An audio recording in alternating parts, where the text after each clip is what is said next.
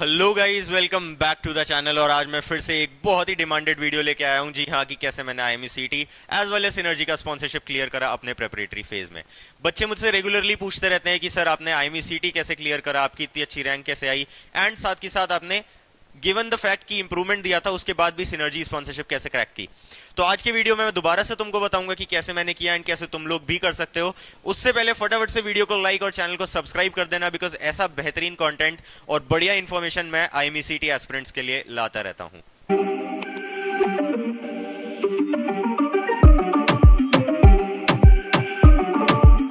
तो जिन बच्चों को नहीं पता है मेरे बारे में, मैं थोड़ा सा ब्रीफ दे देता हूं अपना। I am Jishnu Gupta, a Synergy sponsored cadet, and I have completed my DNS from TS Chanakya. अपने आईएमसीटी के फेज में मेरी ऑल इंडिया रैंक 335 आई थी एंड सिनर्जी स्पॉन्सरशिप मैंने क्रैक किया था आफ्टर गिविंग इंप्रूवमेंट एग्जाम्स। ठीक है, तो अब मैं तुमको बताऊंगा कि मैंने आईएमसीटी कैसे क्रैक किया था एंड सिनर्जी भी कैसे साथ के साथ फोड़ा था। तो देखो यार, आईएमसीटी की बात करूं तो my main focus was always on physics, chemistry and maths. Regular mock test में देता रहता था, डीपीपीस प्रैक्टिस करता रहता था, एंड फिजिक्स, केमिस्ट्री, मैथ्स के कंसेप्ट्स बहुत शार्प रखता था एंड उनकी रेगुलर क्वेश्चंस की प्रैक्टिस भी करता रहता था, आईएमयू लेवल की भी एंड थोड़ा सा बेटर लेवल की, बिकॉज जैसा कि तुम जानते हो सिनर्जी के रिटन एग्जाम्स की लेवल आईएमयू सीईटी से थोड़ा सा ज्यादा होता है, राइट? तो मैं उसकी प्रैक्टिस करता रहता था। इसके अलावा मैं जो है एप्टीट्यूड एंड ज्योग्राफी भी पे टाइम देता था, बिकॉज एप्टीट्यूड इज इंपॉर्टेंट, अच्छा खासा वेटेज रहता है, एंड सिनर्जी में तो काफी इंपॉर्टेंट है। ठीक है, इसके अलावा इंग्लिश पे मेरा रेगुलर फोकस रहता था। रोज का मैं आधा घंटा लगभग इंग्लिश पे जरूर से देता था। वाई? बिकॉज इंग्लिश आईएमसीटी में एक बहुत ही अच्छा परसेंटेज लेके आती है।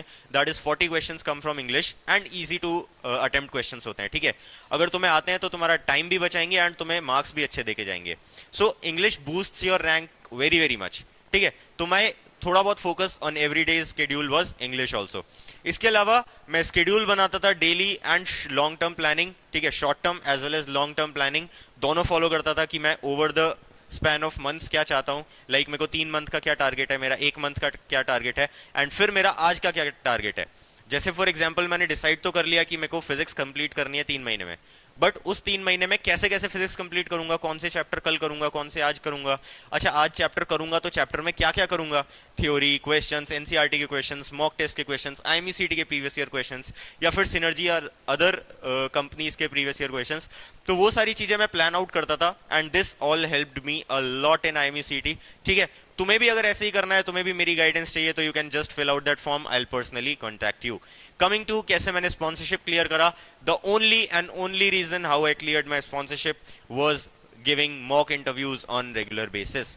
मैंने पता नहीं कितने ही मॉक इंटरव्यूज दिए हैं, कभी कभार मैं एक ही दिन में 3 से 4 मॉक इंटरव्यूज भी देता था। ठीक है, जितने मैंने मॉक इंटरव्यू दिए उतनी मेरी इंग्लिश इंप्रूव हुई, उतना मुझे कम्युनिकेशन आया, उतना मैं फंबलिंग करना कम किया। ठीक है, and all that help me in my main interview as well, because वहां पे जब तुम्हें एक्चुअल एग्जाम लाइक सिचुएशन में कम्युनिकेट करना होता है with a all together new person who is a captain in the company you want to go. ठीक है, तो that is a whole different scenario, and वहां पे परफॉर्म कर पाना, वहां पे मुंह से शब्द निकलना ही टफ हो जाता है बच्चों के लिए। I have seen my fellow aspirants जो कि मेरे साथ में बैठे थे एंड इंटरव्यू टेबल पे जाकर उनके मुंह से शब्द भी नहीं निकल पा रहे थे ढंग से, because that is a different scenario. Mind makeup अलग रहता है। अभी 12th के बाद पहली बार बच्चे निकले होते हैं कुछ ऐसा कंपटीशन फेस करने, which is very very different from the main stream. ठीक है, बाकी दोस्त इंजीनियरिंग कर रहे हैं, कोई नीट कर रहा है, अलग अलग चीजें कर रहे हैं, बट इंटरव्यू देने की प्रैक्टिस एंड ऑल दैट नहीं सिखाई जाती है हर जगह। ठीक है, so coming back to the point, mock interviews देना इज वेरी वेरी इंपॉर्टेंट। जितना ज्यादा इंग्लिश बोलोगे उतनी इंग्लिश आएगी। यही मैं ऑफलाइन के बच्चों को भी सिखाता हूं एंड यही मेरी गाइडेंस रहेगी हर एक मर्चेंट नेवी एस्पिरेंट की।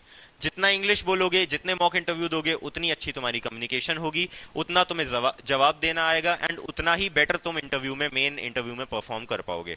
ठीक है, तो these were 2 tips, 2 main tips and a little bit of strategy which I had used. ठीक है, टाइम मैनेजमेंट कैसे करना है, कैसे ब्रेक डाउन करोगे तुम इस स्केड्यूल को, वो सब मैंने ऑलरेडी लाइव्स में पहले बता रखा है। तुम वो लाइव मेरे चैनल पे चेकआउट कर सकते हो, बीएम मर्चेंट नेवी पे लाइव सेक्शन में जाके you can checkout those videos. ठीक है, you will get an idea कि कैसे करना है, क्या करना है। Otherwise you can just fill out the Google form which is pinned in the comment section. I'll personally contact you and upon discuss कर सकते हैं तुम्हारी strategy।